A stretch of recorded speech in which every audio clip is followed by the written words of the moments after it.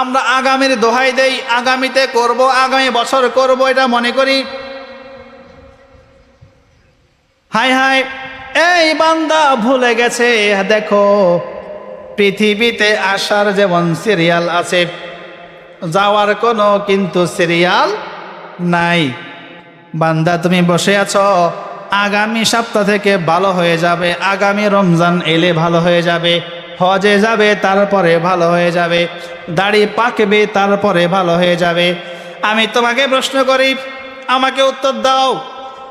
আগামী জুম্মা অনেক দূরে, আগামী মাস অনেক দূরে, আগামী রমজান অনেক দূরে, আগামী হজ অনেক দূরে, তুমি তো বৃদ্ধ হবার, দাড়ি পাকবে, এটা অনেক দূরে। তুমি বলো এই মাহফিল থেকে উঠে গিয়ে বাড়িতে রাতে ঘুমাতে পারবে, এই গ্যারান্টি তোমাকে কে দিয়েছে? পৃথিবীতে কেউ এই গ্যারান্টি কাউকে দিতে পারবে? আপনি নিজের ব্যাপারে দিতে পারবেন? তুমি কি দেখো না তোমার ছোট ভাই পৃথিবীতে নাই? ওই পাশের বাড়ির বাচ্চা ছেলেটা পৃথিবীতে নাই? আছে না নাই? বয়সে বড় হাজারো মানুষ পৃথিবীতে আছে, বয়সে ছোট এমন হাজারো মানুষ পৃথিবীতে চলে যায়, যায় কি যায় না? বান্দা তুমি বসে আছো, আগামী বছর ভালো হবে, আগামী বছর গিয়ে হজ করবে, আগামী বছর থেকে, আগামী রমজান থেকে তুমি রোজা পালন করবে। তুমি ভুলে গেলা এর মাঝে যদি তোমার মৃত্যু হয়ে যায়, এই মৃত্যু থেকে আর ফিরে আসার কোনো সুযোগ নাই। একবার মরে গেলে বান্দা আর ফিরে আসে নাকি?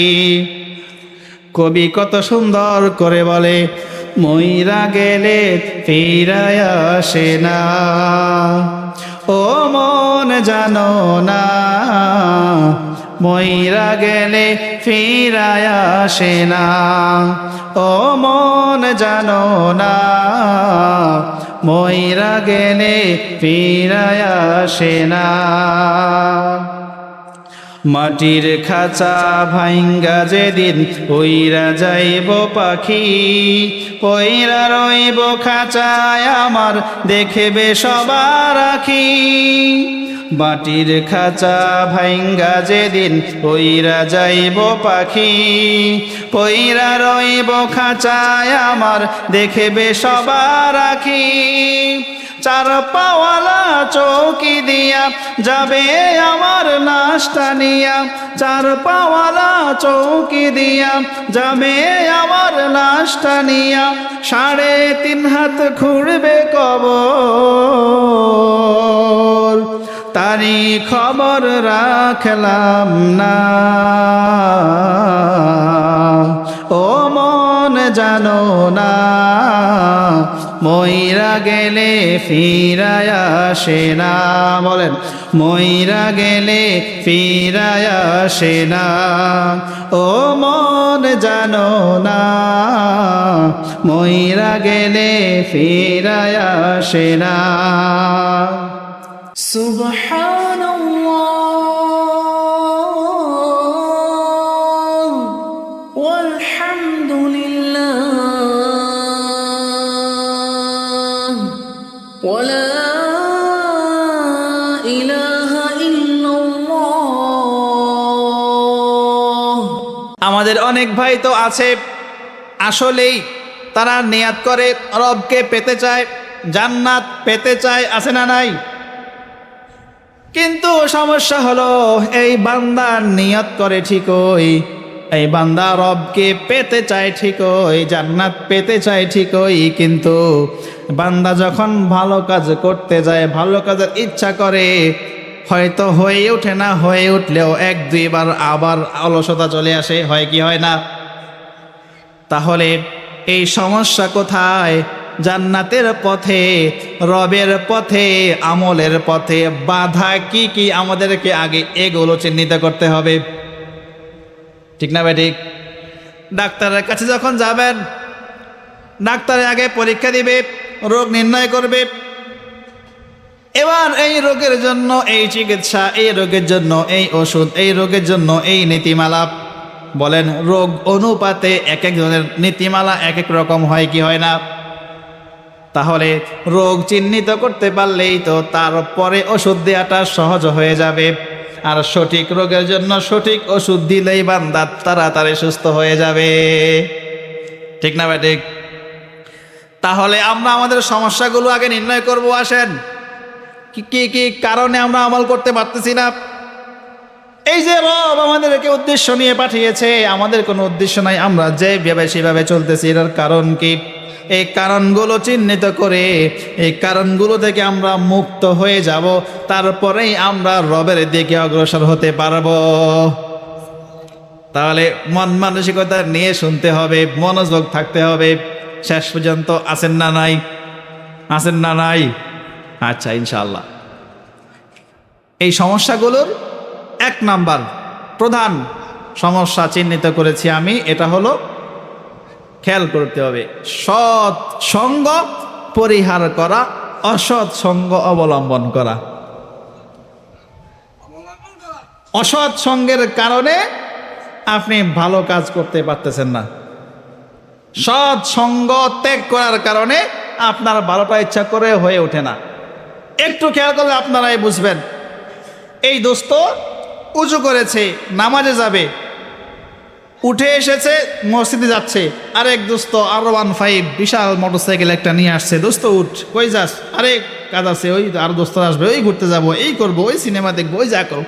না না, আমি মসজিদে যাচ্ছি। আরে বেটা উঠ, নামাজ পরে পড়া যাবে, এই বেটা উঠ। বাস, বন্ধুকে মোটরসাইকেলের পাছায় করে নিয়ে গেল। এবার এই বন্ধু যেখানে আকাম করবে, ওই বন্ধুরও এখানে নিয়ে গেল। এটা হয় কি হয় না? কথা বলতে হবে ভাই, হয় কি হয় না? এক বন্ধু এ জীবনেও বিড়ি কারে কয়ে চিনে না।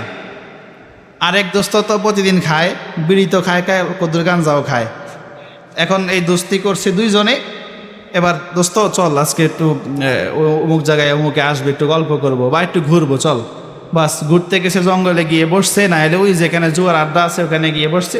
এই বন্ধু তো কখনো খায় নাই, তো বিড়ির পাশা একটা দিছে, ধর তুই 1 টান দে, এটাকে সুখ টান। হ্যাঁ, তো 1 টান দিছে, আজকে 1 টান খাইছে, আজকে 1 টান খাইয়া ফালাই দিছে।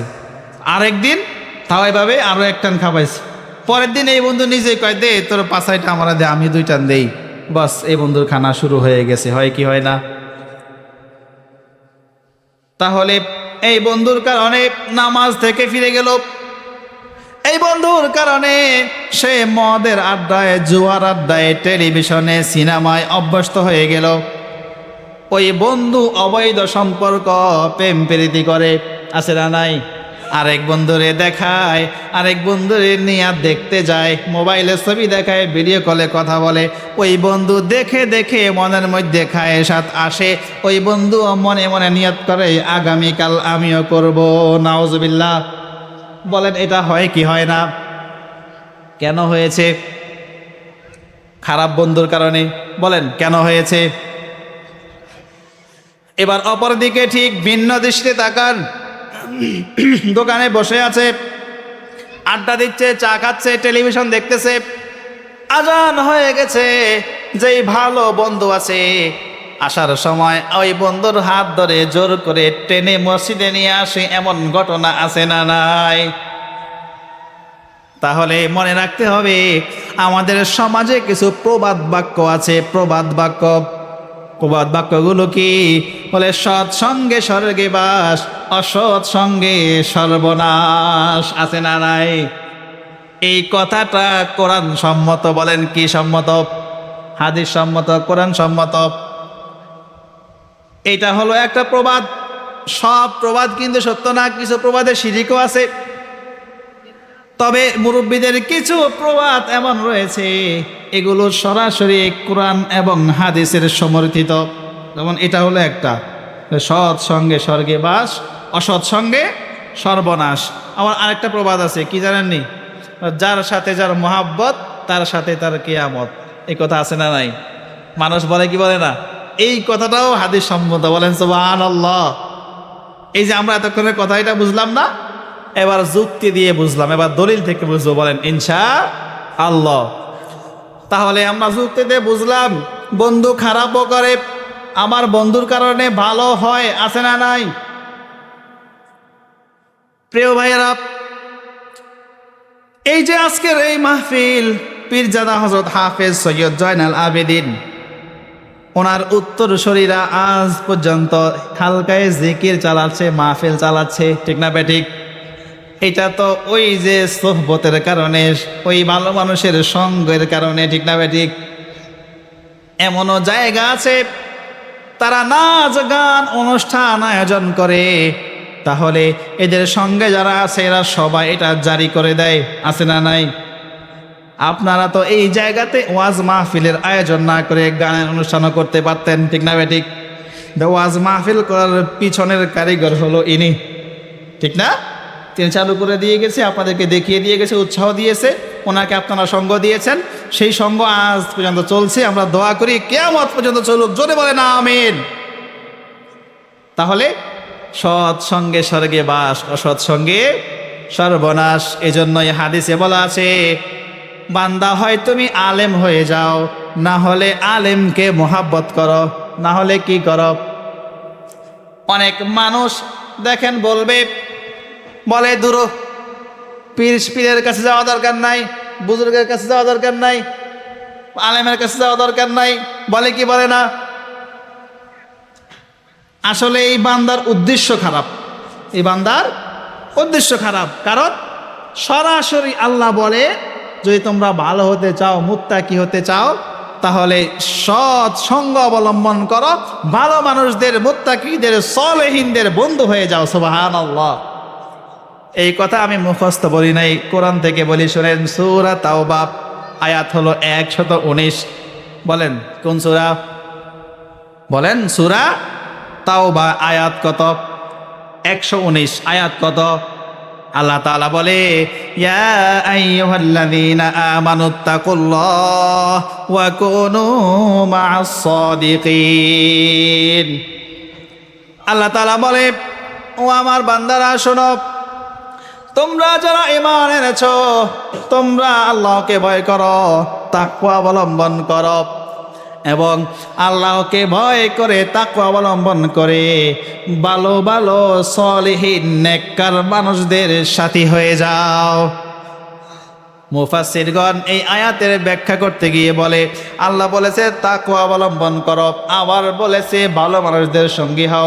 এই দুই কথা একসাথে আনার কারণ কি? এই দুই কথা একসাথে আনার কারণ হলো, আপনি যদি রবকে ভয় করে চলতে চান, তাকওয়া অবলম্বন করতে চান, জান্নাতের পথে যেতে চান, তাহলে এই কাজে সফল হওয়ার জন্য শর্ত হলো আপনাকে ভালো মানুষের সাহচর্য নিতে হবে, পরামর্শ নিতে হবে। বলেন তো, আল্লাহর রাসূল সাল্লাল্লাহু আলাইহি ওয়াসাল্লামকে শ্রেষ্ঠ নবী বানিয়েছেন কে? আল্লাহ। এবার সাহাবায়ে কেরাম সবাইকে জান্নাতের পথ দেখিয়েছেন কে? রাসূল মুহাম্মদ সাল্লাল্লাহু আলাইহি ওয়াসাল্লাম। এরপরে তাবেঈদেরকে সাহাবায়ে কেরাম দেখিয়েছে, তাবেঈরা তাবেঈদেরকে দেখিয়েছে, আমাদেরকে ভালোটা আমাদের উস্তাদের আলেমরা শিখিয়েছে, আপনাদেরকে জিকির আপনাদের পিশাব শিখিয়েছে, ঠিক না বেঠিক? তাহলে ভালো মানুষদের কাছে যখন তুমি যাবে, ভালোটা শিখবে, ভালোটা শিখে, কোরআন শিখে, হাদিস শিখে, ইলম শিখে, জিকির শিখেই রবকে পাওয়া যাবে। সুবহানাল্লাহ। এই জন্যই আল্লাহ তাআলা বলে, তাকওয়া অবলম্বন করো এবং ভালো মানুষদের সঙ্গী হয়ে যাও। তাহলে কোরআন থেকে এই দলিল আমরা পাইলাম কি পাইলাম না? এবার হাদিসে আল্লাহ রাসূল বলে, ও আমার উম্মতেরা শোনো। আপনাদের মনোযোগ আছে না নাই? হাদিসে আল্লাহ রাসূল সাল্লাল্লাহু আলাইহি ওয়াসাল্লাম বলে ভালো বন্ধু এবং খারাপ বন্ধু এই দুইজন হলো আতর বিক্রেতা আর কামারের এই দুইজনের মতো। বুঝেন? ভালো বন্ধু হলো আতর বিক্রেতার মতো, আর খারাপ বন্ধু হলো কামারের মতো। ওই যে লোহা লঙ্কর কাজ করে না, এদের মতো। এই দুইটা উদাহরণের মূল হাকিকত কি একটু খেয়াল করেন। আপনি যদি আতরওয়ালাকে বন্ধু বানান, তাহলে তার দোকানে আপনি বসেন, সে যখন মানুষকে দিবে আপনাকে তো কদুর লাগাই দিবে, বলে না? দিবে কে দিবে না? দেবে। তাহলে আপনি আতর পেলেন, আপনার গায়ে ঘ্রাণ হয়ে গেল। সুবহানাল্লাহ। আপনার আতর না থাকলেও তার সাথে চলার কারণে আপনার গায়ে আতরের স্পর্শ আসবে না? আসবে না? আসবে। আপনার গায়ে যদি নাও লাগায় দেয়, আপনি যতক্ষণ এখানে বসে থাকবেন ততক্ষণ আতরের ঘ্রাণ পেতেই থাকবেন। ঠিক না? আর কামারের দোকানে আপনি যতক্ষণ বসে থাকবেন আপনার গায়ে ময়লাগুলো আপনি না চাইলেও আসতেই থাকবে, ঠিক না ভাই? ঠিক। দেখেন রাসূল কত সুন্দর করে বুঝিয়েছে। বলে বান্দা ঠিক এমনভাবে ভালো বন্ধু যদি তোমার হয়, সে তোমার হাত ধরে নামাজে নিয়ে যাবে, গুনাহ থেকে তোমাকে ফিরিয়ে রাখবে। এতটুকু যদি না হয় তাহলে শোনো, যতক্ষণ তুমি তার সাথে বসবে অন্তত গুনাহ মুক্ত তো তুমি থাকতে পারবে, ঠিক না ভাই? ঠিক। বলে আতরের দোকানে যদি বসো গায়ে না লাগলেও তুমি গ্রান্ত পাবে। ঠিক তেমনি ভাবে ওয়াজ মাহফিলে বসেছেন, পীর সাহেবের সামনে বসেছেন, আলেমের মজলিসে বসেছেন, বান্দা অনেক কিছু নিয়ে যেতে পারবেন। সেটাও যদি না হয় তাহলে অন্তত দুনিয়ার হাজারো গুনাহ থেকে আপনি বেঁচে গেলেন। বলেন সুবহানাল্লাহ। এতটুকু কি শেষ নাকি? এইতটুকু শেষ নয়, আরো কতগুলো আয়াত আমি পড়েছি। এই আয়াতগুলো আপনারা শুনেছেন কি শুনেন নাই? আপনারা আয়াতগুলো শুনেছেন কিনা? তাহলে আল্লাহ রাসূল বলে যে বান্দা একটা হরফ শুনে, একটা হরফ পড়ে, প্রত্যেকটা হরফের বিনিময়ে 10টি করে নেকি দিয়ে দেওয়া হয়।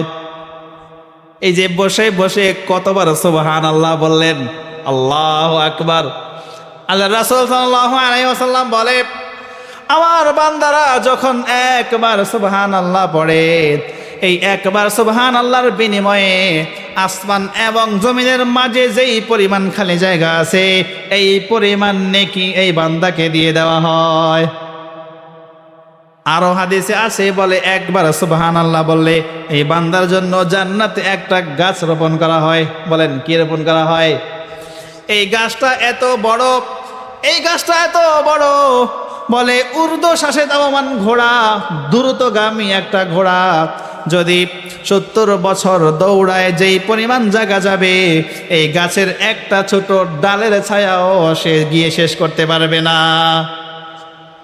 এই যে সুবহানাল্লাহ বললেন, এই আরেক গাছ একটা লাগছে, সুবহানাল্লাহ, আর সুবহানাল্লাহ বলেন না, এই আবার লাগছে, আল্লাহু আকবার, এই আবারও লাগছে, আবার বলেন না সুবহানাল্লাহ, আবারও লাগছে, আল্লাহু আকবার।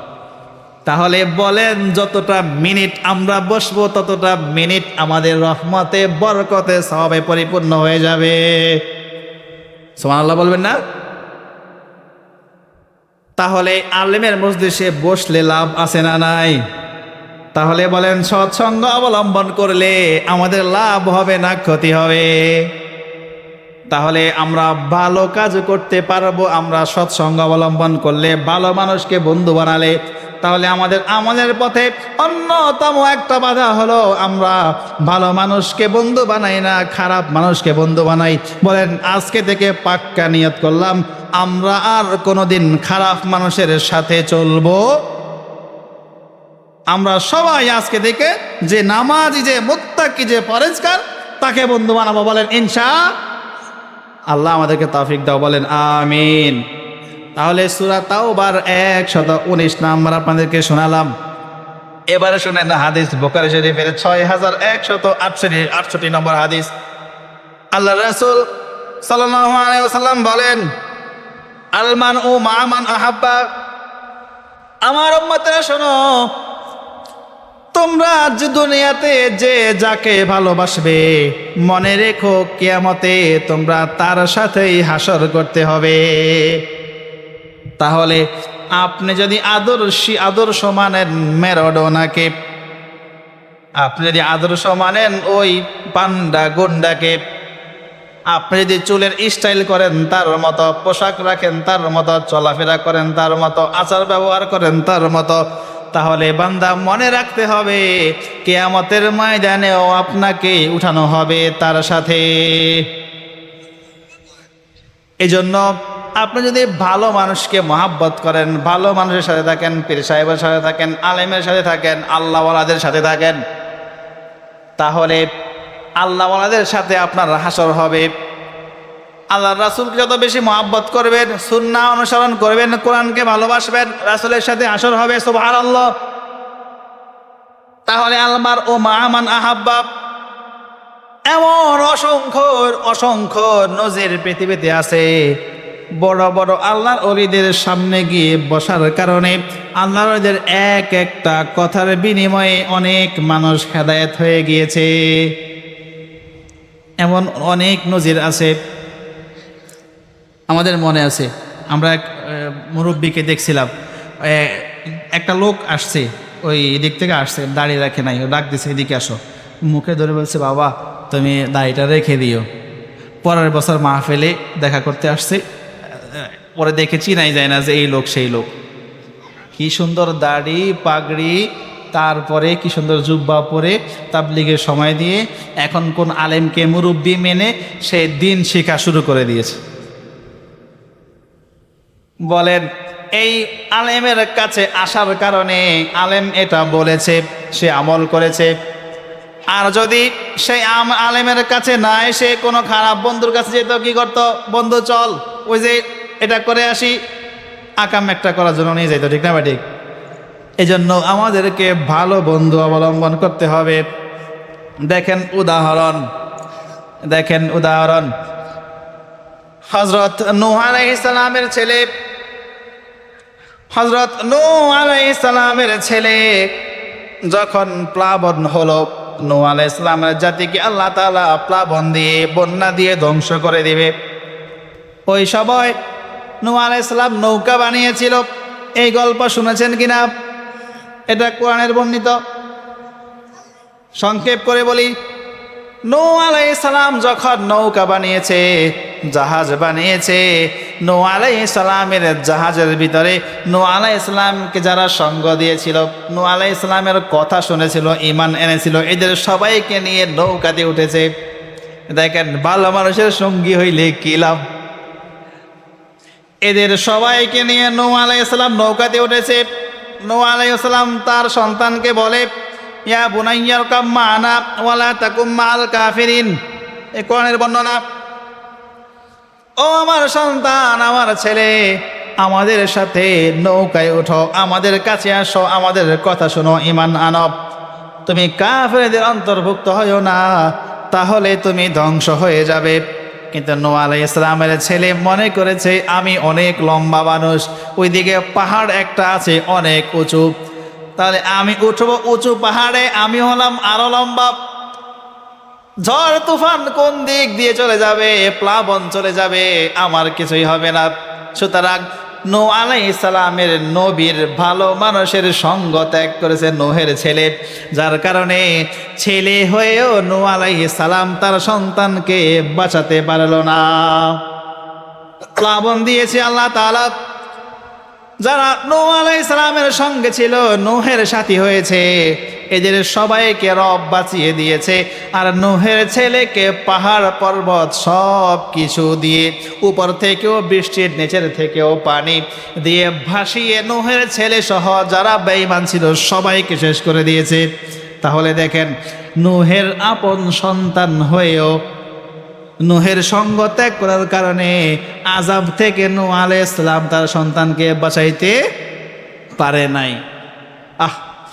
আবার আরেকদিকে দেখেন বেলাল রাদিয়াল্লাহু তাআলা আনহু, একজন গোলাম নাকান্দা, একজন গোলাম, হাবশার মানুষ, এত কালো, ঠোঁটগুলো মোটা, দেখতেও সুন্দর নাই। তাহলে একজন গোলাম যার কোনো মূল্য নাই, দেখতেও সুন্দর নাই, আরো হাবশা দেশের মানুষ, একেবারে কুৎসিত কালো, কিন্তু সঙ্গ অবলম্বন করেছে মুহাম্মদের, রাসূলের সঙ্গ অবলম্বন করার কারণে আল্লাহ তাআলা বেলালকে এত মর্যাদা দিয়েছে, সম্মান দিয়েছে, জান্নাত দিয়েছে।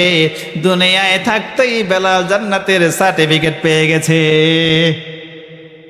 আল্লাহ রাসূল যখন জান্নাতে গিয়ে জান্নাত দেখলো মেরাজের রজনীতে, জান্নাতের ভিতরে দেখে সামনে ঠকঠক করে কে যেন হাঁটে। রাসূলের মনে হলো মনে হয় বেলালের পায়ের খরমের আওয়াজ।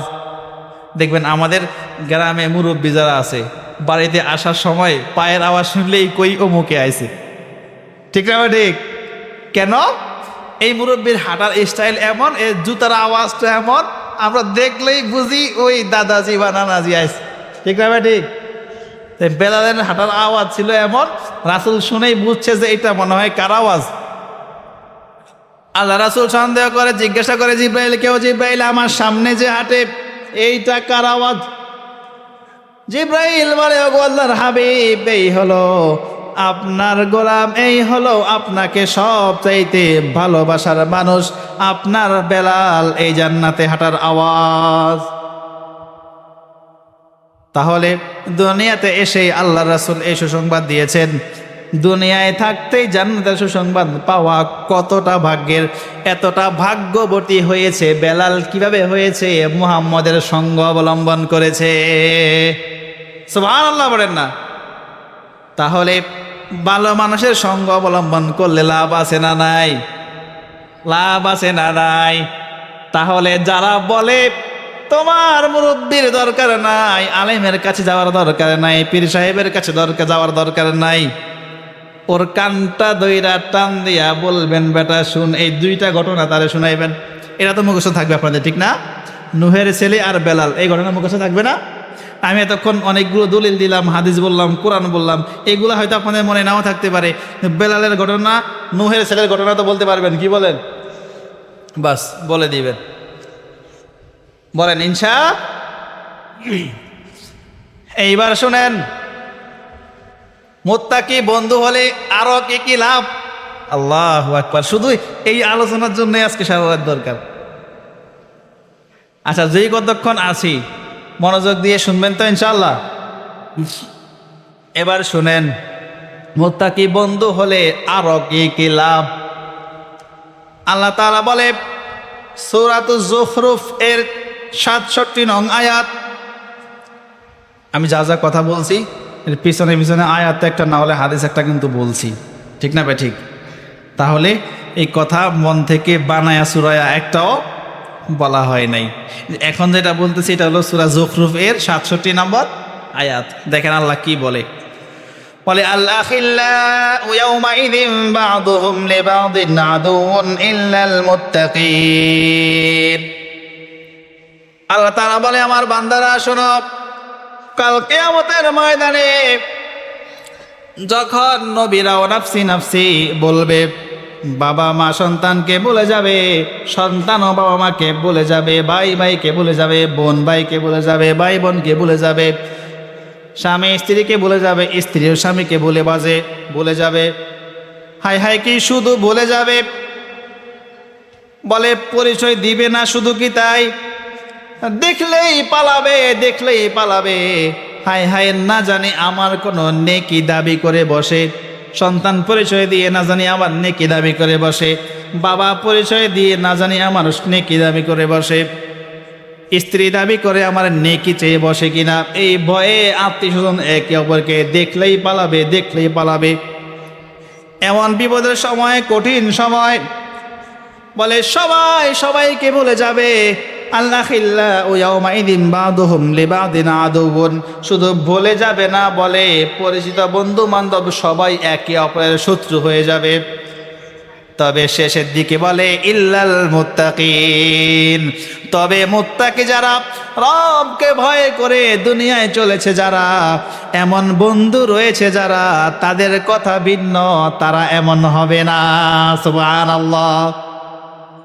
তারা সেখানেও একে অপরকে ভুলবে না। দেখেন, প্রথমে সুপারিশের দরজা উন্মুক্ত করবে মুহাম্মদ। কে? মুহাম্মদ। এরপরে অন্য নবীরাও সুপারিশ করবে, এরপরে সাহাবারা, তাবে ইমামরা, আল্লাহর ওলিরা, আলেমরা, হাফেজরা, শহীদরা এবং বাচ্চারা যারা নাবালেগ অবস্থায় মৃত্যুবরণ করেছে, সবাই কিন্তু সুপারিশ করবে, হাদিস সম্মত। তাহলে আপনি কিভাবে বলেন মিয়া দরকার নাই, আলেম দরকার নাই? ওই যেই লোক বলছে এই নাম্বার 1 বেয়াদব, এই শয়তানের দোসর, আপনাকে আলেম বিদ্বেষী বানানোর জন্য এগুলা বলে, ঠিক না বেটি? প্রিয় ভাইয়েরা, তাহলে এরকম বলার কোনো সুযোগ নাই। তাহলে এভাবে যখন সুপারিশ করবে, তাহলে সুপারিশের দরজা উন্মুক্ত হয়ে যাবে। ভালো মানুষ, জান্নাতি ব্যক্তিরা অনেকের জন্য সুপারিশ করবে। মুত্তাকি বন্ধু থাকলেও কাজে আসবে, এটাই আয়াত পড়লাম। বলে মুত্তাকিরা সেদিন ভুলবে না। এর প্রমাণ হলো আল্লাহ রাসূল সাল্লাল্লাহু আলাইহি ওয়াসাল্লাম হাদিসের মধ্যে দুইজন বন্ধুর একটা গল্প বর্ণনা করেছে। বলেন কয়জন বন্ধু? মনোযোগ দিয়ে শুনতে হবে। একজন বন্ধু তার জীবনে সবগুলো গুনায় ভরা, নেকি হলো শুধু একটা। বলেন কয়টা? আর একজন বন্ধুর সব নেকি গুনাহ হলো একটা। বলেন কয়টা? একজনের নেকি একটা, আরেকজনের গুনাহ একটা। একজনের নেকি হলো একটা, আরেকজনের গুনাহ হলো একটা। এই দুইজন বন্ধু দুনিয়াতে বন্ধু ছিল। ঘটনাক্রমে আজকে এই বন্ধু আটকে পড়ল। এই বন্ধু কিন্তু একে অপরের কল্যাণকামী ছিল, ভালো বন্ধু ছিল, মুত্তাকি বন্ধু ছিল। পাপের কাজে সহযোগিতা করতো না, ভালো কাজে সহযোগিতা করত। এবার যখন দুই বন্ধু হতাশ হয়ে ঘুরবে একটা নেকির জন্য, হায় হায়, ওই বন্ধুর সাথে যখন দেখা হয়ে যাবে বন্ধুকে বলবে, ও বন্ধু, এই বিপদের সময় তোমার খবর কি আমাকে বলো। বন্ধু চোখের পানি ছেড়ে দিয়ে বলবে, ও বন্ধু, আমার তো অনেক খারাপ অবস্থা, আমার জীবনে একটি কেবল নেকি, আর কোনো নেকি নাই, সব গুনাহ, আমি তো আটকা পড়ে গেলাম। হায় হায়, একটু পরে জাহান্নামের দরজা খুলে দেওয়া হবে, জাহান্নামের প্রহরীরা এসে আমাকে নিয়ে যাবে। ও বন্ধু, তোমার খবর কি, তুমি বলো। এই দ্বিতীয় বন্ধু বলবে, বন্ধু, আমার অবস্থা তো আরো করুণ। বলে কি? বলে, বন্ধু রে, তোমার তো অনেকগুলো গুনাহ, কেবল একটা নেকি। আমার কথা, আমার অবস্থা তোমার চেয়েও খারাপ, কারণ আমার সবগুলো নেকি, কিন্তু একটা একটা গুনার জন্য আমি জান্নাতে যেতে পারি না। এই বন্ধুর চোখের পানি দেখে ওই বন্ধু বলবে, তুমি তো আর একটা গুনাহের জন্য আটকে আছো, আমার তো নেকি কেবল একটা, তাহলে আমি যাইতে চাইলেও তো পারবো না। সুতরাং আমি আমার নেকিটা তোমাকে দিয়ে দিলাম, যাও তুমি এই নেকি নিয়ে রবের কাছে যাও, তারপরে সেখানে গিয়ে জান্নাতে চলে যাও। সুবহানাল্লাহ। দেখেন আল্লাহর কি রহমত, কি কারিশমা। হায় হায়, আল্লাহ তো বান্দাকে কোনো উসিলা দিয়ে পার করবে, ক্ষমা করবে। এই যে বান্দার উসিলা, আল্লাহ তাআলা তো এই সবগুলো জানে। মূলত অর্থ হলো এই দুই বান্দাকে রব ক্ষমা করবে, এই প্রক্রিয়া দিয়েই তারপরে ক্ষমা করবে। এবার যখন এই বান্দার নেকি নিয়ে রবের কাছে যাবে, এবার রব বলবে, কি বলো, এই বিপদের সময় তো কেউ কাউরে পরিচয় দেয় না, তুমি নেকি পাইলা কই? তুমি এই নেকি পাইলা কই? এবার সে চোখের পানি ছেড়ে দিয়ে বলে, রব, দুনিয়াতে আমার একটা বন্ধু ছিল, ভালো বন্ধু, ওই বন্ধুর সাথে আজকে দেখা হয়ে গেল। আমার এই বন্ধুর সবগুলো গুনাহ, কেবলমাত্র একটা নেকি, আর আমার হলো সব নেকি কেবল একটা গুনাহ। ওই বন্ধু আমাকে তার ওই একটা নেকি দিয়ে সাহায্য করেছে, তার থেকে এই নেকি নিয়ে আমি তোমার কাছে এসেছি। আল্লাহ বলবে, ডাকো তাকে। সুবহানাল্লাহ বলেন না? আল্লাহ বলে, তাকে ডাকো। এই নেকি কেউ কাউকে দিতে চাবে না। তোমাকে যে বন্ধু নেকি দিয়েছে সে তো সাধারণ কোনো বন্ধু না, এই বন্ধু হলো সৎ সঙ্গী, যে দুনিয়াতে তোমার কল্যাণকামী ছিল। সুবহানাল্লাহ। তাহলে ডেকে নিয়ে আসো তাকে। এবার তাকে ডেকে নিয়ে আসে, সবাইকে বলবে, দেখো, এই দুইজন ভালো কাজে একে অপরকে সহযোগিতা করার কারণে, এই বিপদের সময়ে জান্নাতে যাওয়ার জন্য সাহায্য করার কারণে এই দুইজনকে আমি ক্ষমা করে দুজনকেই জান্নাত দিয়ে দিলাম। এবার দেখেন সে লাভ হলো না ক্ষতি হলো। জাহান্নামীরা আফসোস করে কান্না করতে করতে বলবে, ফামা লানা মিন শাফিঈন ওয়ালা সাদীকিন হামীম। বলবে, হায় হায়, আজ এই বিপদের সময় আমাদের বুঝি কোনো সাহায্যকারী নাই, কোনো সুপারিশকারী নাই, আমাদের কোনো ভালো বন্ধুও নাই যে আমাদেরকে আজকে সাহায্য করবে। কিয়ামতের দিন কেউ কাউকে কোনো সাহায্য করবে না। এগুলো কিন্তু সব আয়াত পড়ে পড়ে শোনাইতেছি আপনাদেরকে। তাহলে বলে জাহান্নামীরা কান্নাকাটি করে বলবে, হায় হায়, আমাদের বুঝি কোনো সাহায্যকারী নাই, সহযোগিতাকারী নাই। এবার আফসোস করতে করতে বুক ফাটা কান্না করে বলবে, ইয়া ওয়াইলাতা লাইতানি লাম আত্তাখিয ফুলানান খলিলা। হায় হায়, আজকে যদি ওই অমুককে দেখে টিটকারি করেছি, মোল্লা বলে গালি দিয়েছি, অনেক হিংসা করেছি, আজে বাজে কথা বলেছি, আজকে দেখি সে পার হয়ে গেছে তার নেকির পাহাড়, অমুককে যদি আমরা বন্ধু বানাইতাম কতই না ভালো হতো। হায় হায়, অমুককে কেন আমরা বন্ধু বানাইলাম না, অমুককে আমরা কেন বন্ধু হিসাবে গ্রহণ করলাম না। হায় আফসোস বলবে আর কান্না করবে। তাহলে ভালো মানুষের কতটুকু প্রয়োজন আছে আশা করি আমরা একটু হলেও বুঝতে পেরেছি। এবার আসেন, আমরা বললাম না এই আলোচনা করলেও সারা রাত লাগবে, আজকে আমরা পরের পয়েন্টে চলে যাই। আরও কি কি বাধা আছে আমলের পথে? 2 নাম্বার বাধা হলো, সবার মনোযোগ আছে না নাই? 1 নাম্বার বাধা হলো আমরা সৎসঙ্গ পরিহার করে চলি, খারাপ মানুষের সাথে চলি। তাহলে আমাদেরকে ভালো মানুষদের সঙ্গ নিতে হবে, ভালো মানুষদের সাথে চলতে হবে। এটা হলো 1 নাম্বার কাজ।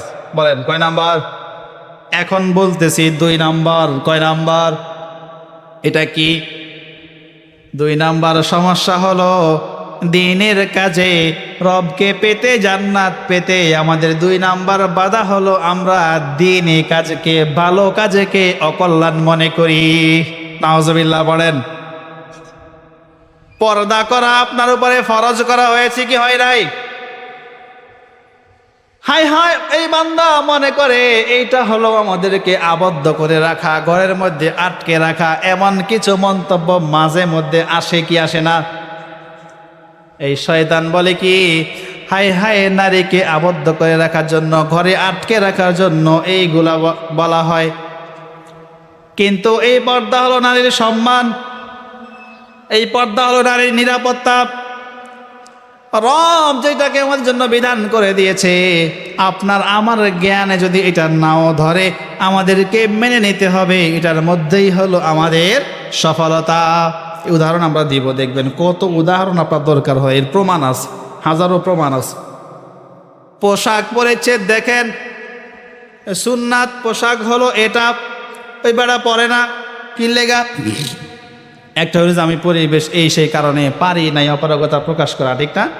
অনেকে আছে কি মনে করে, দূর বেটা এখনো বুড়া হই নাই, কি পাঞ্জাবি পরুম, দূর হে মনে করে এই জুব্বা পাঞ্জাবিটা পরা মানে এটা বুড়া হয়ে যাওয়া, দূর মানুষে মুরব্বী বলবে, এটা সে অকল্যাণ মনে করে। হায় হায়, তা এটা হলো সুন্নাত। এই বান্দা মনে করে এটা কি? অকল্যাণ। মাদ্রাসায় পড়াইতে যান, বলবে দূর বেটা বাতে মরবে, দিস না, বলে কি বলে না? আল্লাহ বলে ইন্নামা ইয়াখশাল্লাহা মিন ইবাদিহিল উলামা। দুনিয়ায় আমার সব বান্দাদের মধ্য থেকে একমাত্র কেবলমাত্র আলেমরাই আমাকে সবচেয়ে বেশি ভয় করে চলে। সুবহানাল্লাহ। আল্লাহ রাসূল বলে, খায়রুকুম মান তাআল্লামাল কুরআন ওয়া আল্লামা। ও আমার বান্দারা শোনো, আমার উম্মতেরা শোনো, পৃথিবীতে যত শ্রেণী পেশার মানুষ রয়েছে সবার থেকে শ্রেষ্ঠ, সবার থেকে উত্তম হলো সে কোরআন শিখে যে আর কোরআন শিখায় যে। সুবহানাল্লাহ পড়বেন না? তাহলে রাসূল বলে এটা, আল্লাহ বলে এটা, এই বান্দায় বুঝাইতেছে কি, এখানে দিস না, এখানে গিলে সব হারাইবি, এইগুলো হারাইবি, ওইগুলো হারাইবি। কয় কি কয় না? বলে ভাত খাইতে পাইব না। এই বেটা এক দৃষ্টিতে কথা মিশাও কয় নাই, কারণ ও ভালো আলেম হইলে সারাদিন কোরমা বলো বিরিয়ানি খাইতে খাইতে তোর ভাত খাওয়ার সময় থাকবো না। কি কথা বুঝছেন? এই বান্দার কথা এটা এই দৃষ্টিতে ঠিক, ভাত খাইতে পাইব না। আপনাদেরকে আমি লক্ষ্মীপুরের কয়েকজন আলেমের নাম বললে আপনারা বুঝবেন। আমাদের লক্ষ্মীপুরে ধরেন হারুন আল মাদানী সাহেব আছে, মুস্তাকুন নবী সাহেব আছে, আরও অনেক আছে, নাম বলতে গেলে অনেকেরই বলতে হবে। কি পরিমাণ আল্লাহ অর্থ দিয়েছে, সম্মান দিয়েছে, এলেম দিয়েছে, খাবার পরে থাকে, বেটা খায় না, খাওয়ার টাইমই তো পায় না, ঠিক না? টাকা ওনাদের পিছনে ঘুরে। মেয়ে ওই দিকে তাকাইতে পারেন না, আপনি তাকাইছেন কার দিকে? ওই মাদ্রাসায় পড়ছে 2 জামাত, তাও টলটু বলতে আমি কইরা বাসা থেকে পালাই আইছে, এখন কোন রকম তেলাওয়াত তো জানে, কোনো রকম ছোট্টখাটো এই মানে দেবাসটা রাখছে, এটা কিন্তু খারাপ না। বুঝাইতেছি যে শুধু আপনি তার দিকে তাকাইলেন কেন? সে যে মুয়াজ্জিনি করতেছে, লেবাস পোশাকে আছে, এটা তো খারাপ না। এটা কি খারাপ? কিন্তু তার পড়া কম, হ্যাঁ, তার অবস্থান কম, আপনি তার দিকে তাকায় রয়েছেন। ওই মেয়ে, আপনার চোখ কি আন্দা? আপনি কি উপরে তাকাইতে পারেন না? আল্লাহ আহমদ শফি সাহেব রহমতুল্লাহ আলাই 100+ বয়স হয়েও তাকে হেলিকপ্টার নিয়ে সিরিয়াল ধরে টাইম পায় না, ওইদিকে তাকাইতে পারেন না? হ্যাঁ, আপনি নিচের দিকে তাকান কেন? ওনার এলাকায় টলটু যেটা ওর দিকে তাকায় রয়েছে, এই যে দেখ মাদ্রাসায় বইটা কি হয়েছে। আল্লাহ আমাদেরকে সঠিক বুঝদান করে, বলে না আমিন। তাহলে রাসূল বলে এটা ভালো, আল্লাহ বলে এটা ভালো, তাহলে বান্দা তুমি কেন এটাকে অকল্যাণ মনে করে বসে আছো? ঠিক না ভাই? ঠিক। আপনাদেরকে এই জুমায় এই কথাটা বলেছিলাম, আজকে আবার বলি, একটু খেয়াল করেন। বান্দারা বলে কি? বলে হুজুর সারানাল্লাহ পরেরটা খায়, বলে কি বলে না? এটা বলে বলে হুজুরকে ছোট করা হয়েছে, কিন্তু বাস্তবতা হলো এই হুজুর কিন্তু পরেরটা খায় না, এই হুজুর নিজের করে তারপরে খায়। আপনি হলেন মিথ্যাবাদী। কেমনে? এই মসজিদ দেখাশোনা রক্ষণাবেক্ষণ করার দায়িত্ব এলাকাবাসীর উপরে ফরজ। বলেন কার উপরে? এলাকাবাসী, আপনাদের সবার উপরে এটা ফরজ। আপনি করতেছেন না, হয়তো পারতেছেন না বা সময় পান না, এই জন্য মুয়াজ্জিন সাহেবের বেতন দিয়ে এর দিয়ে এগুলা করান। খাদেম সাহেব রাখছেন সব সবাই এগুলা করার জন্য, তাকে বেতন দেন। ঠিক না ভাই? ঠিক। ইমাম সাহেব রাখছেন, নামাজ আপনার উপরে ফরজ যেমন ফরজ, ইমাম সাহেবের উপরেও ফরান এমন নামাজ পড়া এরকম ফরজ। তাই ইমাম সাহেবের কিন্তু আপনাদের মসজিদ ইমামতি করা ফরজ না। কি বলেন? ইমাম সাহেবের কি আপনাদের মসজিদ ইমামতি করা ফরজ? বুঝে নাই কথা। ওই ইমাম সাহেব বাড়িতে নামাজ পড়লে নামাজ হবে না, আরেক মসজিদে নামাজ পড়লে নামাজ হবে না। আমি জুমার নামাজ আজকে না পড়ে আরেক জায়গায় গিয়ে পড়লে আমার নামাজ হবে না? তাহলে নামাজ পড়ানোটা ফরজ না। আপনাদের সবার ফরজ আদায় করার জন্য তার কাঁধে আপনারা বোঝা চাপিয়ে দিয়ে, দায়িত্ব দিয়ে, বেতন দিয়ে, খাওয়ন দিয়ে তারপরে তাকে রেখেছেন আপনাদের সবার বোঝা টানার জন্য। ঠিক না ভাই? ঠিক। তার বিনিময়ে খাওয়াচ্ছেন, আবার হাইটা হাইটা বড় গলায় বলেন আল্লাহর ওয়াস্তে খায়। আপনার মতো মিথ্যাবাদী কয়জন আছে বলেন? আজকে ওয়াদা করে যান, যতদিন বেঁচে থাকবো এই কথা আর জিন্দিগিতে দ্বিতীয়বার বলবো। সবাই বলে না, দেখ মানে নিয়ত করছে যে হুজুরে আজকে না গেলাম এখান থেকে, কালকে থেকে আবার বলা শুরু করো। সবাই বলতে হবে এই কথা আর জীবনে বলবো। আবার যদি কেউ বলে তাকে তাওবা পড়ায় দিবেন। পারবেন তো ইনশাল্লাহ? এই কথাগুলো মুখস্থ করে নিয়ে যান, তখন কাজে আসবে। মনোযোগ দিতে হবে, মনোযোগ দিতে হবে। বলেন ইনশা। তাহলে আমরা বলেছি এই যে দ্বীনি কাজকে, ভালো কাজকে আমরা খারাপ মনে করি, আমরা অকল্যাণ মনে করি। যাকাত দিলে, হজ করলে আল্লাহ রাসূল সাল্লাল্লাহু আলাইহি ওয়াসাল্লাম বলে তোমার অর্থ সম্পদ এগুলো বৃদ্ধি পাবে। সুবহানাল্লাহ। বলে মান আদ্দা যাকাত মালিহি ফাকাদ যাহাবা আনহু শাররু। তুমি যখন যাকাত প্রদান করবা, দান সদকা বেশি করে করবা, তোমার মালের যত অকল্যাণ আছে, বিপদ আপদ আছে, আল্লাহ তাআলা এই সবগুলো থেকে তোমাকে মুক্ত করে দিবে। বলে হজ করেছো তাহলে কি হবে? শোনো, আমাদের আলোচনা কিন্তু হজ সম্পর্কে চলতেছে, আগামী জুমায় যায়েন। বলে যখন তুমি হজ করবে তোমার অর্থ সম্পদের মধ্যে আল্লাহ বরকত দিয়ে দিবে। তাহলে আল্লাহ বলে এটা, রাসূল বলে এটা, এই বান্দা মনে করে আমি যাকাত দিয়ে দিলাম বুঝি আমার কমে গেল। এই বান্দা মনে করে আমার আছে 1 কোটি টাকা, আমি যাকাত দিব 2.5 লক্ষ টাকা। ওরে বাবারে, তাহলে 2.5 লক্ষ টাকা আমার নাই।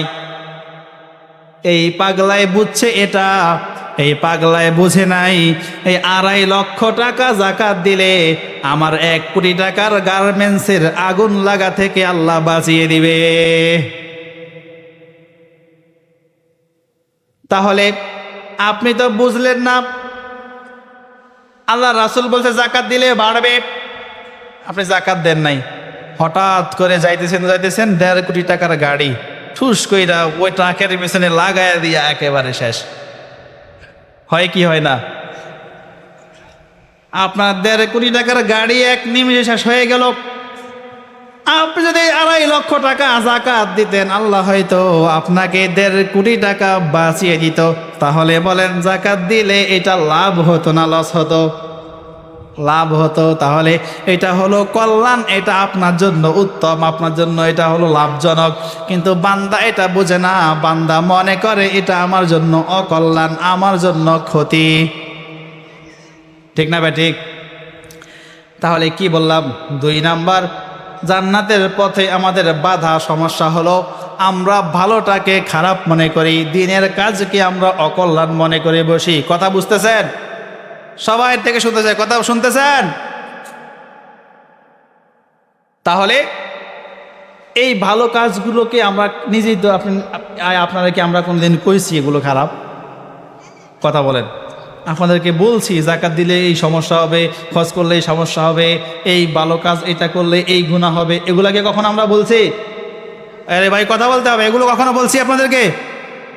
তাহলে আপনাদেরকে কখনো আমরা এগুলো বলি নাই, কোনো আলেম আপনাদেরকে এগুলো বলে নাই। শুধু শুধু অযথা আপনি নিজে নিজে এগুলাকে খারাপ ভেবে নিচ্ছেন, এগুলাকে খারাপ ভেবে নিয়ে দিনের কাজ থেকে আপনি বিরত থাকছেন। প্রিয় ভাইয়েরা, তাহলে আমরা দিনের কাজকে অকল্যাণ মনে করব না।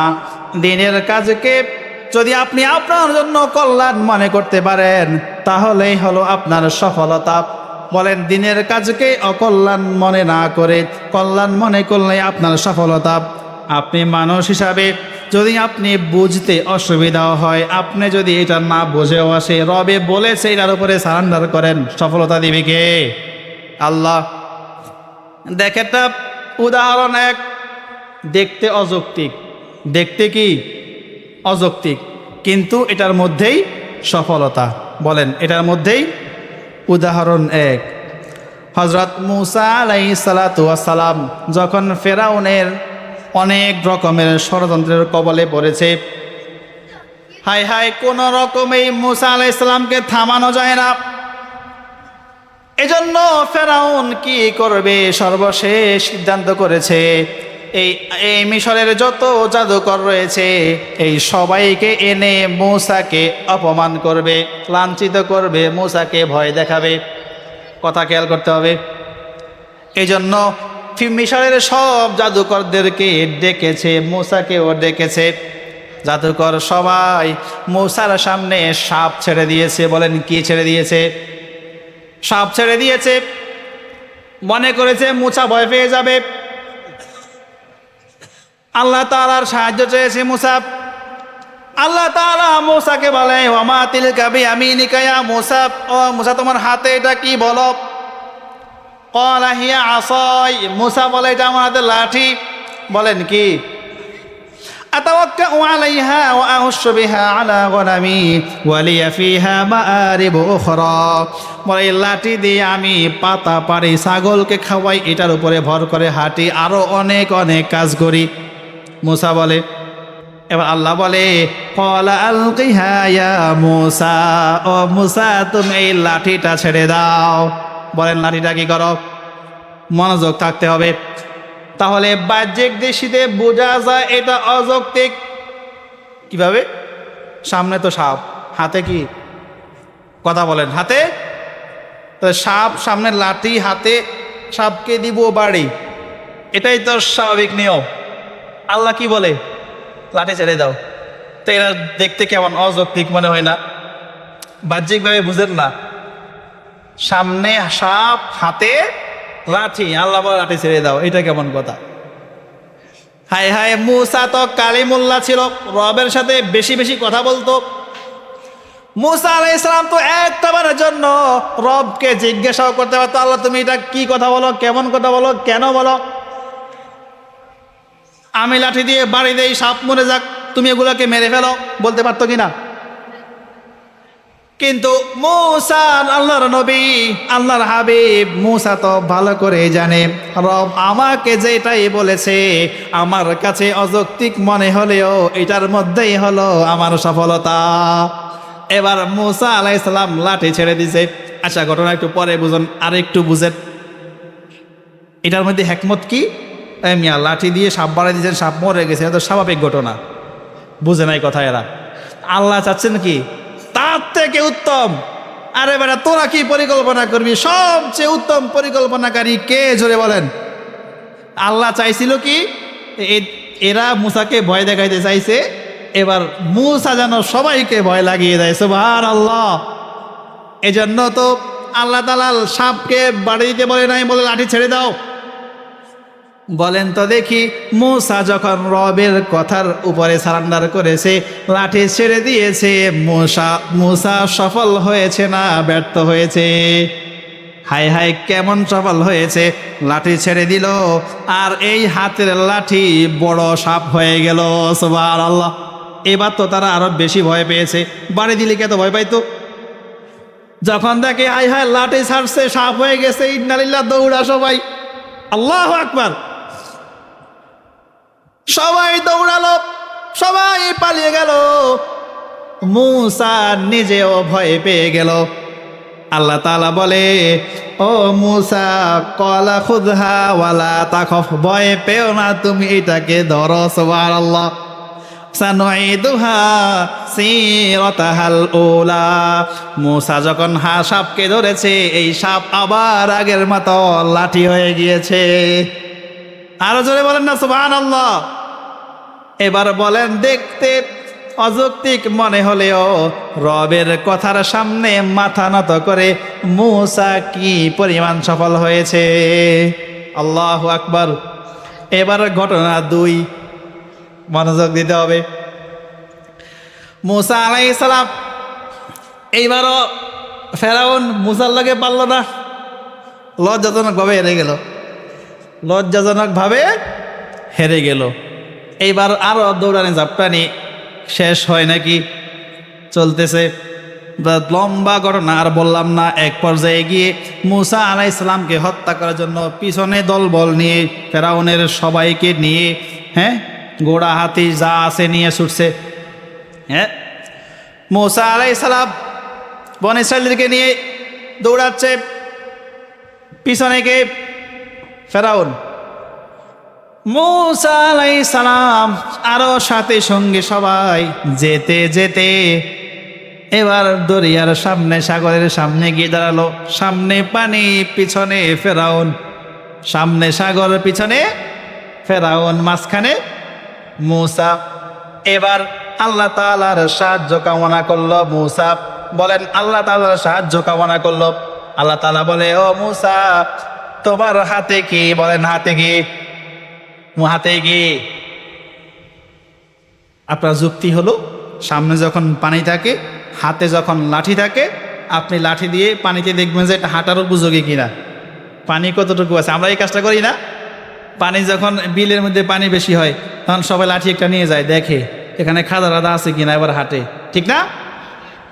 আল্লাহ তাআলা বলে, আনিদ্রিব বিআসাকাল বাহর, মুসা তোমার হাঁটে দিয়ে সাগরের মধ্যে জোরে বাড়ি দাও। তোমার লাঠি দিয়ে সাগরের মধ্যে বাড়ি দাও। রে ভাই রে, এটা কি কথা? পানির মধ্যে বাড়ি দিলে কি আর হবে? বুঝেন, পানির মধ্যে বাড়ি দিলে কি লাভ হবে? মুসা তো আল্লাহকে জিজ্ঞাসা করতে পারতেন, আল্লাহ এটা কি বলো তুমি?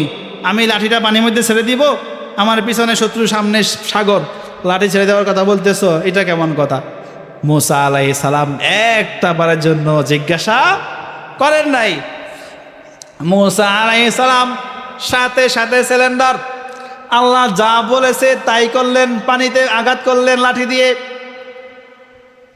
আল্লাহর কি কুদরত, আল্লাহর মেহেরবানি, আল্লাহু আকবার। আল্লাহ তো কেমন পরিকল্পনাকারী। যখন মুসা লাঠি দিয়ে পানিতে আঘাত করেছে, সাগরের পানি দুই দিকে পাহাড়ের মতো উঁচু হয়ে মাঝখানে সুন্দর একটা রাস্তা তৈরি হয়ে গেছে। এইবার বলেন মুসা আল্লাহর কথা মেনে সফল হয়েছে না ব্যর্থ হয়েছে? কেমন সফল হয়েছে? আল্লাহু আকবার। মুসা চলে গেল, ফেরাউন রওনা দিল, মাঝপথে ফেরাউন শেষ হলো, আর মুসা ঠিক ঠিক পাড়ি দিয়ে চলে গেল। কি পরিমাণ সফল চিন্তা করা যায়। শত্রুর দল বলে শেষ, এবং কিয়ামত পর্যন্ত এই ঘটনা, এই প্রমাণ, এই ফেরাউনের লাশ এভাবে অক্ষত থাকবে, মানুষের জন্য শিক্ষা হয়ে থাকবে। সুবহানাল্লাহ। মুসা আলাইহিস সালাম কি পরিমাণ সফল হয়েছে চিন্তা করা যায়? বললাম না এই আলোচনার জন্য সারা রাত দরকার ছিল। এই যে এরপরে তৃতীয় ঘটনা হলো ইব্রাহিম আলাইহিস সালামের ঘটনা।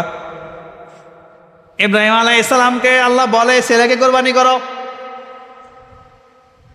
আল্লাহ চায় নাই যে ছেলেকে কোরবানি করুক, আল্লাহ চাইছে ইব্রাহিমের মন। ইব্রাহিম আমার জন্য কি করতে পারে, তার সর্বোচ্চ ত্যাগ সে দিতে পারে কিনা। যদি আল্লাহ তাআলা চাইতো ইব্রাহিম তার সন্তানকে কোরবানি করুক, তাহলে তো ইসমাইল আলাইহিস সালাম কোরবানি হয়ে যাইতো, ঠিক না?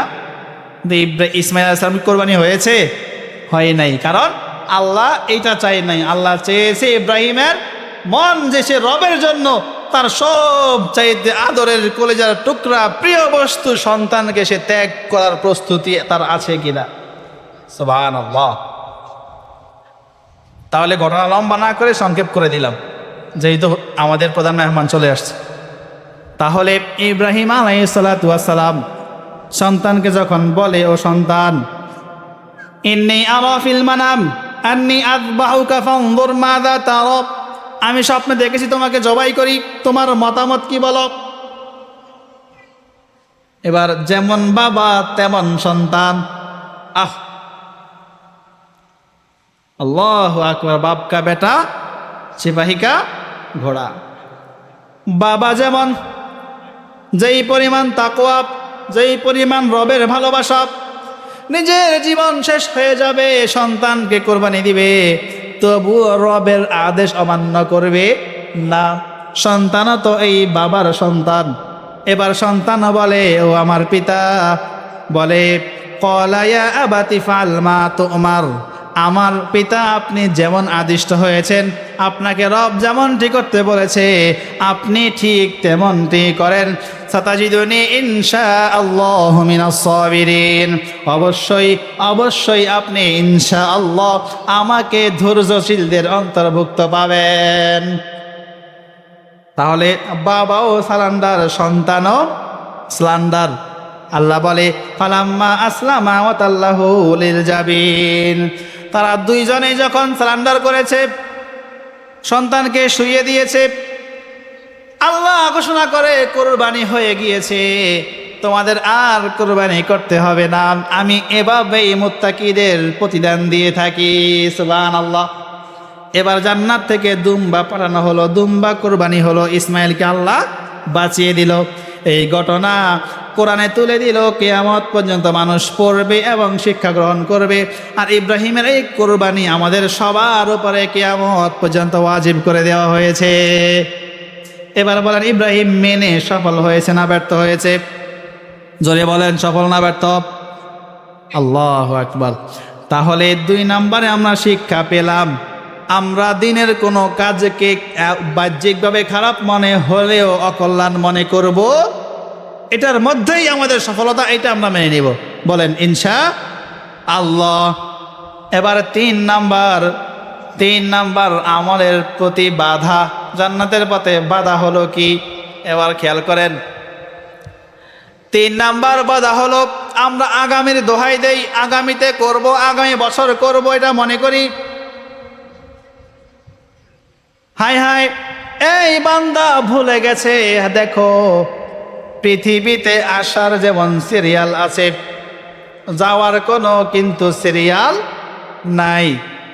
বান্দা তুমি বসে আছো, আগামী সপ্তাহ থেকে ভালো হয়ে যাবে, আগামী রমজান এলে ভালো হয়ে যাবে, হজে যাবে তারপরে ভালো হয়ে যাবে, দাড়ি পাকবে তারপরে ভালো হয়ে যাবে। আমি তোমাকে প্রশ্ন করি, আমাকে উত্তর দাও, আগামী জুম্মা অনেক দূরে, আগামী মাস অনেক দূরে, আগামী রমজান অনেক দূরে, আগামী হজ অনেক দূরে, তুমি তো বৃদ্ধ হবা, দাড়ি পাকবে, এটা অনেক দূরে। তুমি বলো এই মাহফিল থেকে উঠে গিয়ে বাড়িতে রাতে ঘুমাতে পারবে, এই গ্যারান্টি তোমাকে কে দিয়েছে? পৃথিবীতে কেউ এই গ্যারান্টি কাউকে দিতে পারবে? আপনি নিজের ব্যাপারে দিতে পারবেন? তুমি কি দেখো না তোমার ছোট ভাই পৃথিবীতে নাই? ওই পাশের বাড়ির বাচ্চা ছেলেটা পৃথিবীতে নাই? আছে না নাই? বয়সে বড় হাজারো মানুষ পৃথিবীতে আছে, বয়সে ছোট এমন হাজারো মানুষ পৃথিবীতে চলে যায়, যায় কি যায় না?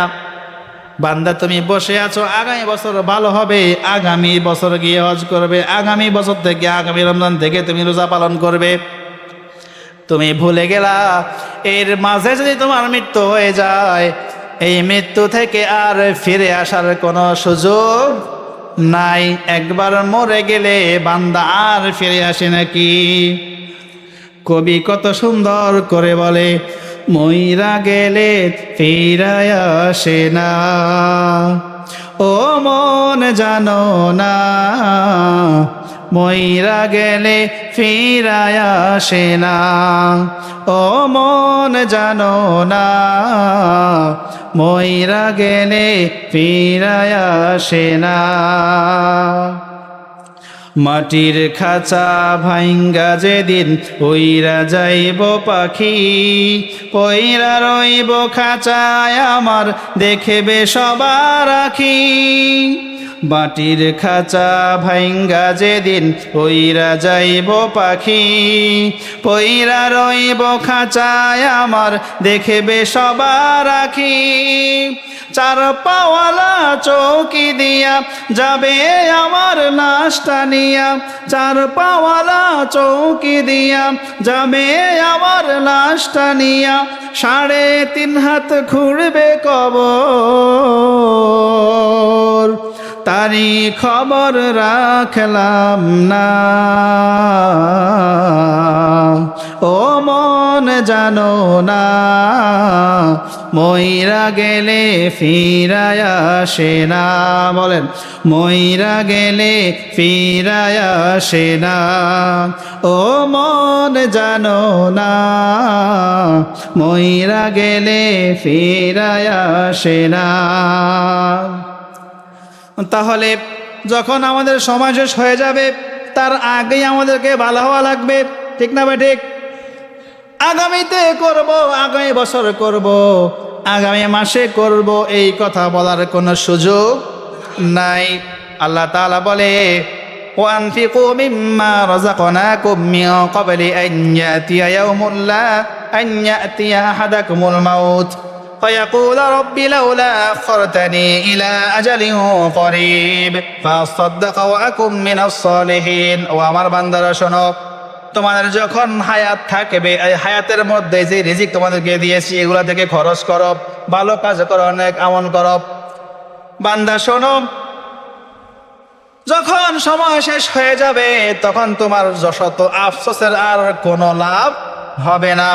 সময় শেষ হয়ে গেলে বান্দা বলবে, ফায়াকুল রব্বি লাউলা আখরতানি ইলা আজালিন করিব ফাসাদদাক ওয়া আকুম মিনাস সালিহিন। বলে, আল্লাহ আমাকে এক মুহূর্তের জন্য, সামান্য নির্দিষ্ট কিছু সময়ের জন্য আমাকে অবকাশ দাও, আমাকে ছাড় দাও। বান্দা কান্না করতে করতে, আকুতি করতে করতে এই কথা বলবে। বলে, যদি আমাকে নির্দিষ্ট সময়, অল্প কিছু সময় আমাকে অবকাশ দেয়া হয়, আমাকে সুযোগ দেয়া হয়, তাহলে ফাআসাদদাক ওয়া আকুম মিনাস সালিহিন, আমি অনেক বেশি দান সদকা করব, অনেক বেশি ভালো হয়ে যাব, সালিহিন হয়ে যাব, নেককার হয়ে যাব, আর কোনো গুনাহ করব না, শুধু তোমার কথাই শুনবো, তোমার কথাই মানব। কিন্তু বলেন, সময় শেষ হওয়ার পর এই আকুতির কি আর কোনো মূল্য আছে নাকি? আল্লাহর পক্ষ থেকে জবাব আসবে, ওয়ালা ইউআখিরুল্লাহু নাফসান ইযা জাআ আজালুহা। বান্দা শোনো, অনেক সময় তোমাকে দিয়েছিলাম, তোমার সময় তুমি কাজে লাগাওনি। তুমি বসেছিলে বৃদ্ধ হবে, দাড়ি পাকবে, তারপরে ভালো হবে, আগামী বছর গিয়ে হজ করবে, কালকে থেকে ভালো হবে, আগামী সপ্তাহ থেকে ভালো হবে। যখন তোমার নির্ধারিত সময় শেষ হয়ে গেল, তোমাকে আর একটি মুহূর্তের জন্যও আর কোনো অবকাশ দেয়া হবে না। তাহলে নির্দিষ্ট সময় আসার আগেই আপনাকে ভালো হতে হবে। বান্দা, তুমি তো জানো না কখন চলে যাবে। হঠাৎ করে মসজিদের মাইক থেকে এলান হয়ে যাবে, বাড়িওয়ালা নাই রে, বাড়ি নাই রে দুনিয়াতে, ঠিক না ঠিক? তাহলে এই জন্য আমরা সময় শেষ হওয়ার আগে, মসজিদে এলান আসার আগেই ভালো হতে হবে। আগামীর দোহাই দেওয়ার কোনো সুযোগ নাই। না হলে হঠাৎ করে এলান বাজে যাবে। একদিন তোমারি নাম মসজিদে হবে এলান, একদিন তোমারি নাম মসজিদে হবে এলান। তৈরি থেকো তৈরি রেখো কবরের মাল সামান, একদিন তোমারি নাম মসজিদে হবে এলান, একদিন তোমারি নাম মসজিদে হবে এলান। আমরা আমাদের রবের কাছে এই দোয়া করি, আল্লাহ মসজিদের এলান আসার আগেই তুমি আমাদেরকে ভালো হওয়ার গুনাহ ক্ষমা করার তৌফিক দিও, বলেন আমিন। তাহলে 3 নাম্বার প্রধান সমস্যা বলেছিলাম কি? 3 নাম্বার আমাদের পথে, জান্নাতের পথে বাধা হলো আগামীর দোহাই দেয়া, আগামীতে করব, আগামীকাল করব, এরকম একটা আমাদের মনে আসে কি আসে না? তাহলে এটা আসলে সাথে সাথে পড়বেন আউযু বিল্লাহ, বলেন কি পড়বেন? কারণ এটা আপনাকে শয়তান ধোঁকা দিচ্ছে। এটা বলে শয়তান আপনাকে কি করতেছে? ধোঁকা দিতেছে। কারণ আপনাকে আগামীকাল, আগামী সপ্তাহ, আগামী মাস বলে আর একটু সামনে নিতে পারলেই পথে কিন্তু আজরাইল দাঁড়ায় রয়েছে, পথে আজরাইল দাঁড়ায় রয়েছে। এই জন্য এটা হলো শয়তানের ধোঁকা। আমরা যখন এটা মনে আসবে সাথে সাথে পড়ব, বলেন আউযু বিল্লাহি মিনাশ শাইতানির রাজীম, আউযু বিল্লাহি মিনাশ শাইতানির রাজীম, আউযু বিল্লাহি মিনাশ শাইতানির রাজীম। বেশি বেশি আউযু বিল্লাহ পড়ব। এরকম আমাদের মনে আসলে আমরা পড়ব আমানতু বিল্লাহি ওয়া মালাইকাতিহি ওয়া কুতুবিহি ওয়া রাসূলিহি ওয়াল ইয়াউমিল আখির ওয়াল কদরি খাইরিহি ওয়া শাররিহি মিনাল্লাহি তাআলা ওয়াল বাসি বাদাল মাউত। এই কালিমাটা আমরা পারি কি পারি না বলেন? তাহলে এই কালিমাটা পড়ব। এটা পড়লেও আল্লাহ শয়তান থেকে, খারাপ কাজ থেকে হেফাজত করে। কথা কি বুঝেছেন? তাহলে এরকম যখন মনে চিন্তা আসবে সাথে সাথে বুঝবেন যে আমারে শয়তানে কি করতেছে, বলেন ধোঁকা দিতেছে। আমাকে শয়তানে কি করতেছে? ধোঁকা দিতেছে। তাহলে আমি এই ধোঁকায় পড়ব না, আমি সাথে সাথে পড়ব আউযু বিল্লাহি মিনাশ শাইতানির রাজীম। আমি সাথে সাথে পড়ব আমানতু বিল্লাহি ওয়া মালাইকাতিহি ওয়া কুতুবিহি ওয়া রাসূলিহি। তাহলেই আমরা শয়তানের এই ধোঁকা থেকে বাঁচতে পারবো। আমরা শয়তানের ধোঁকা থেকে, বলেন কি করতে পারবো? বাঁচতে পারবো। তাহলে এই 3টা জিনিস আমাদের পথে বাধা।